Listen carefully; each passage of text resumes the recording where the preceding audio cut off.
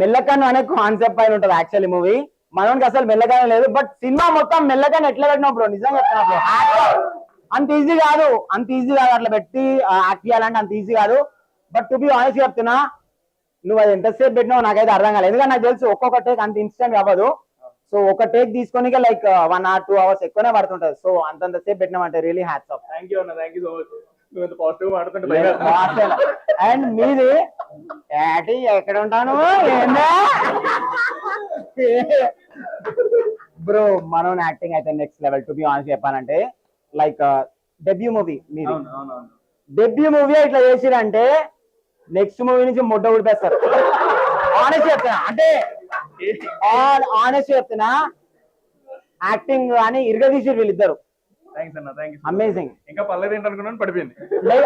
Next మూవీలో నేను వస్తాను మీతో, please. Thank you so much. Promotion amazing movie, must watch. So me friends, family members అందరితో వెళ్ళండి. మా గర్ల్ ఫ్రెండ్స్ తో కూడా వెళ్ళొచ్చు, ఎంజాయ్ చేయొచ్చు, మస్తు ఉంటది. హీరోయిన్ యాక్టింగ్ నెక్స్ట్ లెవెల్ ఉంది. అండ్ హీరోయిన్ యాక్టింగ్ ఒకటే కాదు, బట్ ఆల్ ఆర్టిస్ట్ ఎవరైతే యాక్ట్ చేసిన మూవీలో ప్రతి ఒక్కరు యాక్టింగ్ అయితే నెక్స్ట్ లెవెల్ ఉంది. నాకైతే మస్తు అనిపించింది మూవీ. ఎక్కడ కూడా బోర్ కొట్టదు.